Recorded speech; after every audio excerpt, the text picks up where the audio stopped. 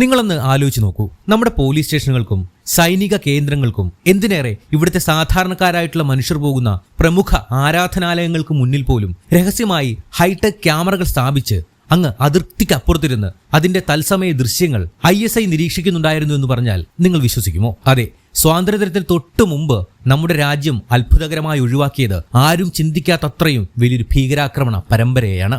രാജ്യത്തെ 14 സംസ്ഥാനങ്ങളിലായി ഒരൊറ്റ രാത്രി നടത്തിയ മിന്നൽ ഓപ്പറേഷനിലാണ് ഈ വൻ ശൃംഖലയെ നമ്മുടെ കേന്ദ്ര സുരക്ഷാ ഏജൻസികൾ തകർത്തെറിഞ്ഞത്. സംശയത്തിന്റെ അടിസ്ഥാനത്തിൽ കസ്റ്റഡിയിലെടുത്ത് ചോദ്യം ചെയ്തത് 253 പേരെ. ഇതിൽ നമ്മൾ മലയാളികളെ ഞെട്ടിക്കുന്ന കാര്യം നമ്മുടെ സ്വന്തം കേരളത്തിൽ നിന്ന് പോലും 2 പേരെയാണ് അന്വേഷണ സംഘം കസ്റ്റഡിയിലെടുത്തത്. ഇവരിൽ നിന്ന് പിടിച്ചെടുത്തത് സാധാരണ ആയുധങ്ങളല്ല, സാക്ഷാൽ പാകിസ്ഥാൻ ഓർഡിനൻസ് ഫാക്ടറിയുടെ ഔദ്യോഗിക മുദ്രയുള്ള മിലിറ്ററി ഗ്രനേഡുകളും അത്യാധുനിക IED സ്ഫോടക വസ്തുക്കളുമാണ്. എന്തായിരുന്നു യഥാർത്ഥത്തിൽ ഇതിനു പിന്നിലെ ഗൂഢാലോചന?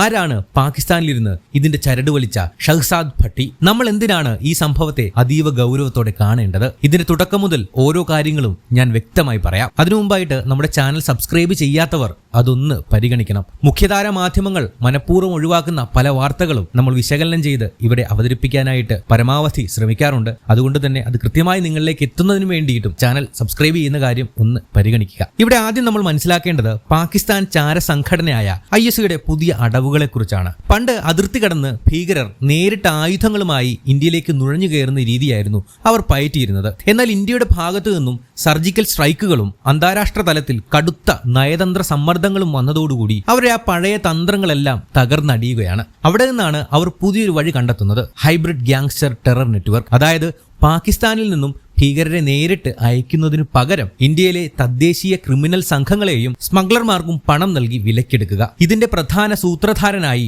ISI ചുമതലപ്പെടുത്തിയത് ലാഹോർ കേന്ദ്രീകരിച്ച് കുറ്റകൃത്യങ്ങൾ നടത്തുന്ന ഷഹ്സാദ് ഭട്ടി എന്ന അധോലോക നായകനെയാണ്. പഞ്ചാബിലെയും ഉത്തരേന്ത്യയിലെയും ലോക്കൽ ഗുണ്ടാപ്പടകളെയും മയക്കുമരുന്ന് മാഫിയകളെയും കൂട്ടുപിടിച്ച് ഡ്രോണുകൾ വഴി ആയുധങ്ങളും ലഹരിമരുന്നും അതിർത്തി കടത്തുക എന്നതായിരുന്നു അവരുടെ ആദ്യ പരിപാടി. ഇന്ത്യയിൽ മുമ്പ് നടന്ന പല കൊലപാതകങ്ങൾക്കും സ്ഫോടനങ്ങൾക്കും പിന്നിൽ ഈ ഭട്ടി നെറ്റ്വർക്ക് പങ്കെടുത്തിട്ടുണ്ട് അന്വേഷണ സംഘം നേരത്തെ തന്നെ കണ്ടെത്തിയിട്ടുള്ളതാണ്. എന്നാൽ ഇത്തവണ സ്വാതന്ത്ര്യദിനത്തിന് മുന്നോടിയായി ഇവർ പ്ലാൻ ചെയ്തത് ആരെയും ഞെട്ടിക്കുന്ന ഒരു ഹൈടെക് ചാരവൃത്തിയാണ്. ഡൽഹി, പഞ്ചാബ്, ഉത്തർപ്രദേശ് തുടങ്ങിയ പ്രധാന നഗരങ്ങളിലെ പോലീസ് സ്റ്റേഷനുകൾ, സൈനിക കന്റോൺമെന്റുകൾ, പ്രധാന ക്ഷേത്രങ്ങൾ എന്നിവയ്ക്ക് തൊട്ടുമുന്നിൽ ഇവർ 4G സിം കാർഡ് ഘടിപ്പിച്ചിട്ടുള്ള രഹസ്യ IP CCTV ക്യാമറകൾ സ്ഥാപിക്കുന്നു. എന്തിനാണെന്നോ? നമ്മുടെ സൈന്യവും പോലീസും എങ്ങോട്ടാണ് നീങ്ങുന്നതെന്നും ജനക്കൂട്ടം എപ്പോഴാണ് കൂടുന്നതെന്നും തത്സമയം പാകിസ്ഥാനിലിരിക്കുന്ന ഭട്ടിക്കും ISI ഉദ്യോഗസ്ഥർക്കും ലൈവായി സ്ട്രീം ചെയ്തു കൊടുക്കാൻ. ലക്ഷക്കണക്കിന് രൂപയാണ് ഇതിനു വേണ്ടിയിട്ട് ഹവാല വഴി എറിഞ്ഞു കൊടുത്തത്. ചില പ്രാദേശിക ആളുകളെ കൊണ്ടാണ് ഇവർ ഈ ചാരപ്പണി ചെയ്യിപ്പിച്ചത്. സ്വാതന്ത്ര്യദിനത്തിൽ ജനങ്ങൾ തിങ്ങി നിറയുന്ന പ്രധാന നഗരങ്ങളിൽ ഒരേ സമയം സ്ഫോടന പരമ്പരകൾ സൃഷ്ടിക്കുകയായിരുന്നു ഇവരുടെ പ്രധാന പദ്ധതി. പക്ഷേ ഇന്ത്യൻ സൈബർ ഇന്റലിജൻസ് വിഭാഗത്തിന്റെ കണ്ണുവെട്ടിക്കാൻ ഇവർക്ക് കഴിഞ്ഞില്ല എന്നുള്ളതാണ് സത്യം. ഇന്ത്യയിലെ ചില പ്രദേശങ്ങളിൽ നിന്ന് വിദേശ പ്രോക്സി സെർവറുകളിലേക്ക് അസാധാരണമായിട്ടുള്ള രീതിയിൽ ഇന്റർനെറ്റ് ഡാറ്റ സ്ട്രീമിംഗ് നടക്കുന്നത് സൈബർ ഇന്റലിജൻസ് വിഭാഗം കൃത്യമായി കണ്ടെത്തി. അതോടെ CCTV ക്യാമറകളുടെ MAC അഡ്രസ്സുകളും എൻക്രിപ്റ്റഡ് ടെലിഗ്രാം ചാറ്റുകളും പിന്തുടർന്ന് മാസങ്ങളോളം ഏജൻസികൾ ഇവരെ നിരീക്ഷിച്ചു. ഒടുവിൽ സ്വാതന്ത്ര്യദിനത്തിന് തൊട്ടു മുമ്പ് ഓഗസ്റ്റ് 12 രാത്രി കേന്ദ്ര ആഭ്യന്തര മന്ത്രാലയത്തിന്റെ നേരിട്ടുള്ള നിർദ്ദേശപ്രകാരം 14 സംസ്ഥാനങ്ങളിലായി ഒരേ സമയം മിന്നൽ പ്രഹരം തന്നെ നടത്തി. ഉത്തർപ്രദേശിൽ നിന്നും 62 പേർ, ഹരിയാനയിൽ നിന്ന് 52 പേർ, ഡൽഹിയിൽ നിന്നും 51 പേർ, പഞ്ചാബിൽ നിന്നും 44 പേർ, അങ്ങനെ 14 സംസ്ഥാനങ്ങളിൽ നിന്നായി 253 പേരെയാണ് സംശയത്തിന്റെ അടിസ്ഥാനത്തിൽ ചോദ്യം ചെയ്യാൻ കസ്റ്റഡിയിലെടുത്തത്. ഇവരെ ചോദ്യം ചെയ്യുന്നതിലൂടെ ഈ ഭീകര ശൃംഖലയുടെ പ്രധാന കണ്ണികളെ ഓരോന്നായി സുരക്ഷാസേന പൂട്ടിക്കെട്ടി. ഇവിടെ നമ്മൾ മലയാളികൾ മനസ്സിലാക്കേണ്ടത്, നമ്മൾ കരുതുന്നത് ഇത്തരം പാക് ഭീകര നീക്കങ്ങളൊക്കെ വടക്കേ ഇന്ത്യയിലോ അല്ലെങ്കിൽ അതിർത്തി സംസ്ഥാനങ്ങളിലോ മാത്രം നടക്കുന്ന കാര്യങ്ങളാണെന്നാണ്.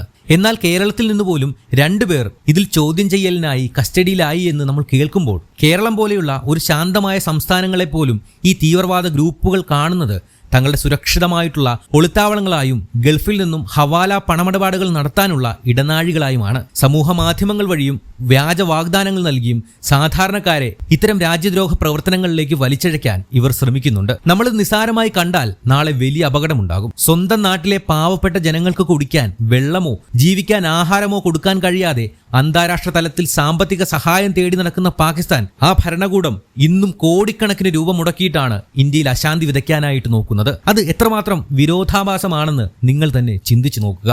സ്വന്തം രാജ്യം തകരുമ്പോഴും അയൽ രാജ്യത്ത് പ്രശ്നങ്ങൾ ഉണ്ടാക്കാൻ ശ്രമിക്കുന്ന ഈ രീതിക്ക് കാലം ഒരിക്കലും മാപ്പ് കൊടുക്കില്ല. പ്രധാനമന്ത്രി നരേന്ദ്രമോദിയുടെയും ആഭ്യന്തരമന്ത്രി അമിത്ഷായുടെയും സീറോ ടോളറൻസ് നയമനുസരിച്ച് രാജ്യസുരക്ഷയിൽ വിട്ടുവീഴ്ചയില്ലാതെ നടത്തിയ ഒരു മാതൃകാപരമായിട്ടുള്ള ഏകോപനമാണ് ഈ ഓപ്പറേഷനിലൂടെ നമ്മുടെ രാജ്യം കണ്ടത്. കസ്റ്റഡിയിലായവരുടെ ബാങ്ക് അക്കൗണ്ടുകളും വിദേശ സാമ്പത്തിക ബന്ധങ്ങളും NIA വിശദമായി പരിശോധിച്ചു വരികയാണ്. നമ്മുടെ രഹസ്യാന്വേഷണ വിഭാഗങ്ങളും സുരക്ഷാ സേനകളും കൃത്യസമയത്ത് ഉണർന്നു പ്രവർത്തിച്ചതുകൊണ്ട് മാത്രമാണ് സ്വാതന്ത്ര്യദിനത്തിൽ നടക്കുമായിരുന്ന ഒരു വൻ ദുരന്തത്തിൽ നിന്നും രാജ്യം തലനാരിഴയ്ക്ക് രക്ഷപ്പെട്ടത്. അവർ 1000 തവണ ശ്രമിക്കുമ്പോഴായിരിക്കും ഒരു തവണ നമ്മൾ പരാജയപ്പെടുന്നത്. ആ ഒരു തവണ പരാജയപ്പെടുന്നത് മാത്രം വലിയ കാര്യമായി സമൂഹത്തിലേക്ക് എത്തിക്കുന്ന ഇവിടുത്തെ ഒരു വിഭാഗം ആളുകൾക്ക് ഇത്തരത്തിലുള്ള വാർത്തകൾ കേൾക്കാനോ അത് മറ്റുള്ളവരിലേക്ക് എത്തിക്കാനോ ഒരു താല്പര്യവും ഉണ്ടാകില്ല. എന്നാൽ ഇവരൊന്നും മനസ്സിലാക്കാത്ത കാര്യം, ഈ ആധുനിക കാലഘട്ടത്തിൽ ഇത്തരത്തിലുള്ള എല്ലാ വിവരങ്ങളും സാധാരണക്കാരായിട്ടുള്ള മനുഷ്യർ, രാജ്യസ്നേഹികൾ അവരുടെ മുന്നിലേക്ക് ഒഴുകിയെത്തും എന്നുള്ളതാണ്. മറ്റൊരു വീഡിയോയുമായി വീണ്ടും വരാം.